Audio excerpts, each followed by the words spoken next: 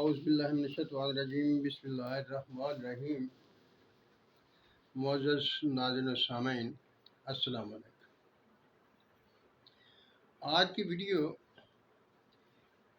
میں جو موضوع میں نے منتخب کیا ہے وہ ہے دوزخ۔ اللہ تعالیٰ ہر مسلمان کو دوزخ سے پناہ میں رکھے، اسے بچائے اور اپنی رحمتوں کے اپنے فضل سے اس پر انعامات کی بارش کرے۔ لیکن مسائل کو تو سمجھنا ہوتا ہے۔ اس کے لیے میں آج تھوڑا سا آپ کے سامنے رکھوں گا کہ دوزخ کیا ہے، اس کا مقصد کیا ہے، دوزخ میں لوگوں کو کیوں بھیجا جائے گا۔ آپ جانتے ہیں اس مادی دنیا میں اگر ہمیں کوئی تکلیف ہوتی ہے تو ہم ہسپتال جاتے ہیں۔ ہسپتال ایک ایسی جگہ ہے جہاں پر کڑوی کڑوی گولیاں شربت پلائے جاتے ہیں، سرجری کی جاتی ہے، بعض حصوں کو کاٹ کر نکال دیا جاتا ہے۔ وہ ایک تکلیف کا مقام ہے، لیکن اس کے باوجود ہم ہسپتال جاتے ہیں، وہ تکلیفیں برداشت کرتے ہیں۔ کس کے لیے برداشت کرتے ہیں؟ کہ ہمیں صحت ہو جائے، ہمیں اس تکلیف سے نجات مل جائے، جو کہ ہماری اپنی غلطیوں کوتاہیوں کی وجہ سے ہمارے جسم میں غلط قسم کی چیزیں پیدا ہو گئی تھیں، تکلیفیں پیدا ہو گئی تھیں، ان سے نجات مل جائے۔ اسی لیے ہم وہ کڑوی پھیکی گولیاں استعمال کرتے ہیں، انجیکشن لگواتے ہیں اور آپریشن کراتے ہیں۔ اسی طرح جس طرح جسمانی بیماریاں ہوتی ہیں، اسی طرح روحانی بیماریاں بھی ہوتی ہیں۔ انسان ایک کوتاہی کی وجہ سے اس دنیا میں آیا، حالانکہ اللہ تعالیٰ نے تو انسان کو جنت میں بھیجا تھا، ہمارے باپ آدم کو جنت میں بھیجا تھا اور کہا تھا کہ تم اس درخت کے پاس نہ جانا، یہ پھل نہ کھانا، ورنہ تم اگر اس کے قریب گئے تو مصیبتوں میں پھنس جاؤ گے، تکلیفوں میں پھنس جاؤ گے۔ اور وہ کوتاہی ہم سے ہو گئی، ہمارے باپ سے وہ کوتاہی ہو گئی اور ہم کو زمین پر آنا پڑا۔ جب ہم زمین پر آئے تو اللہ تعالیٰ نے ہماری رہنمائی کے لیے انبیاء کا سلسلہ شروع کیا۔ ہمیں وقتاً فوقتاً اللہ تعالیٰ رہنمائی پہنچاتا رہا کہ ان چیزوں سے بچنا، ان چیزوں سے بچنا، ایسا کرنا، ایسا نہیں کرنا۔ ہم نے اللہ کے ان نبیوں سے، ان رسولوں سے بھی مخالفت کی، ان سے بھی جھگڑے کیے اور ان کو بھی نہ مانا۔ لیکن اللہ تعالیٰ کے غفور رحیم ہے، وہ چاہتا ہے کہ انسان بچ جائے اس دوزخ سے، تو اس کے لیے اس نے حضور اکرم صلی اللہ علیہ وسلم تک نبوت کا سلسلہ جاری رکھا اور سب سے آخر میں حضور اکرم صلی اللہ علیہ وسلم کو اس جہان میں بھیجا، ہماری رہنمائی کا مستقل طور سے انتظام کر دیا، کیونکہ قرآن جو ہے وہ تا قیامت ہماری رہنمائی کے لیے موجود ہے اور اس کی حفاظت کا ذمہ بھی اللہ تعالیٰ نے خود ہی لے رکھا ہے۔ ان غلطیوں کی وجہ سے جو ہم میں روحانی طور پر پیدا ہو جاتی ہیں، آپ یہاں کہہ سکتے ہیں کہ ابھی تم جسمانی بیماریوں کا کہہ رہے تھے اور اب روحانی بیماریوں کی طرف چلے گئے۔ دیکھیے، یہ جسم ہمیں یہیں آ کر ملتا ہے اور ہم یہیں چھوڑ کر چلے جاتے ہیں۔ برزخ میں جب جاتے ہیں تو یہ جسم یہاں چھوڑ جاتے ہیں۔ اس کے بعد جب حساب کتاب ہوگا، یوم محشر ہوگا، اس کے بعد حساب ہونے کے بعد نیک لوگ جنت میں جائیں گے اور جن سے غلطیاں کوتاہیاں ہو گئی ہوں گی ان کو دوزخ میں ڈالا جائے گا۔ العیاذ باللہ، ہم دوزخ سے اللہ تعالیٰ کی پناہ مانگتے ہیں اور ہر مسلمان کو اس سے پناہ مانگنی چاہیے۔ لیکن دیکھنا یہ ہے کہ دوزخ کا مقصد کیا ہے۔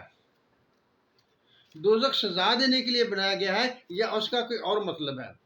جس طرح یہاں اس دنیا میں ہسپتال موجود ہیں، وہاں تکلیفیں پہنچتی ہیں، اسی طرح دوزخ جو ہے وہ بھی ہماری صفائی کے لیے بنایا گیا ہے کہ جو ہماری غلطیوں کی وجہ سے ہمارے جسم میں روحانی طور پر بیماریاں پیدا ہو گئی تھیں، ان کو دور کیا جائے اور ہم کو اس قابل کر دیا جائے کہ ہم جنت میں جا سکیں۔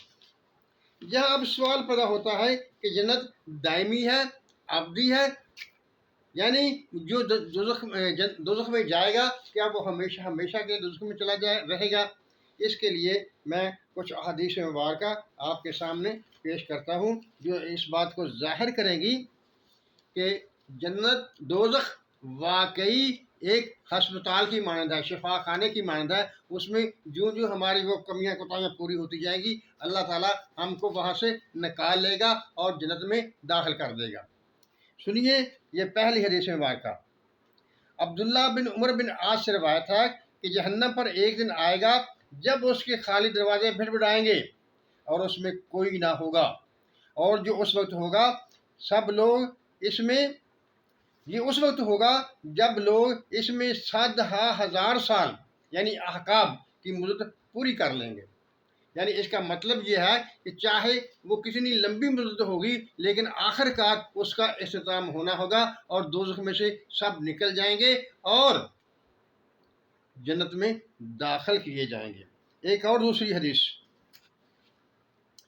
عبدالرزاق ابن منظر طبرانی اور بہقی کی کتاب الاسماء والصفات میں ہے کہ حضرت جابر بن عبداللہ صحابی یا ابو سعید خدری صحابی یا کسی اور صحابی نے فرمایا الا ما شاء ربک کا استثناء پورے قرآن پر حاوی ہے، یعنی جہاں جہاں قرآن میں خالدین فیہا صدا کا لفظ آیا ہے اس میں الا ما شاء اللہ وہ اللہ تعالیٰ کی مشیت کے لیے ہے اور یہ سب حاوی ہوتا ہے ان پر، یعنی جتنا رب چاہے گا۔ جب رب چاہے گا تو اس کی ایک حد ہوگی اور وہ اختتام پذیر ہوگا۔ تیسری حدیث مبارکہ، حضرت عبداللہ بن مسعود نے فرمایا کہ دوزخ پر ایک زمانہ آئے گا جب اس کے خالی دروازے کھڑکھڑائیں گے۔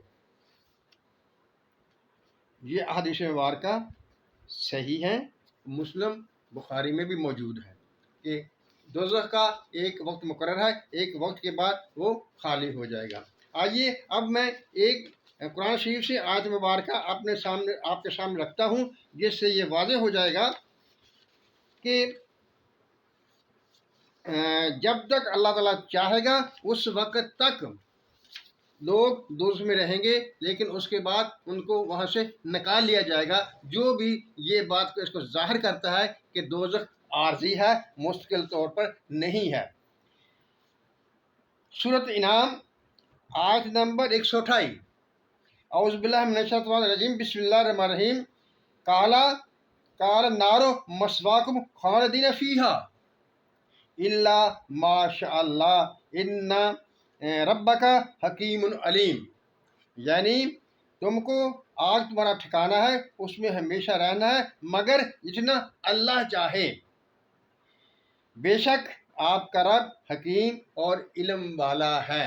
الا ما شاء اللہ کس کو توڑ رہا ہے؟ اس کی مدت کو توڑ رہا ہے، یعنی یہ بیان کیا جا رہا ہے کہ جب تک اللہ چاہے گا، یعنی اس سے یہی بات نکلتی ہے کہ جب اللہ چاہے گا تو کیا کرے گا؟ تم کو دوزخ میں سے نکال لے گا۔ اب ایک بات اور باقی بچتی ہے کہ خالدینہ کا مطلب کیا ہے؟ عربی زبان کا محاورہ ہے، جب خالدینہ بولتے ہیں تو اس سے ایک لمبی مدت مراد ہوتی ہے، لیکن ہمیشہ ہمیشہ جیسا ہم اردو میں لیتے ہیں اس سے وہ مراد نہیں لیا جاتا۔ اب ایک سوال اور رہے گا کہ مشرک اور کافر جو لوگ ہیں ان کا کیا بنے گا؟ جنہوں نے خدا تعالیٰ کی توحید کو قبول نہیں کیا، خدا تعالیٰ کے دین کو قبول نہیں کیا، حضور اکرم صلی اللہ علیہ وسلم کی رسالت کو قبول نہیں کیا، ان کے بارے میں کیا ہوگا؟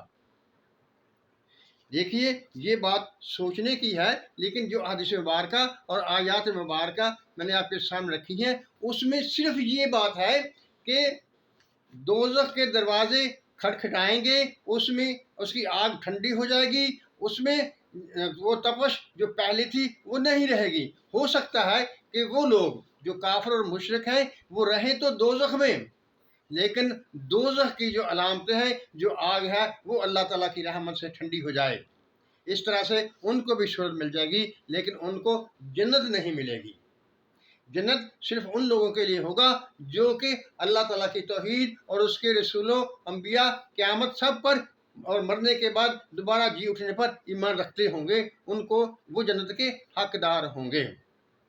معزز ناظرین سامعین، میں ہمیشہ کوشش کرتا ہوں کہ سادہ الفاظ میں بات آپ کے سامنے رکھوں اور آپ میں ایک تجسس پیدا ہو، آپ غور و فکر کریں، آپ اس پر سوچیں، جب آپ سوچیں گے تو آپ کا ایمان پختہ ہوگا اور آپ کو آپ کے ایمان میں وہ منزلت آئے گی، وہ درجہ آئے گا کہ اس میں کسی قسم کا کوئی شک و شبہ باقی نہیں رہے گا۔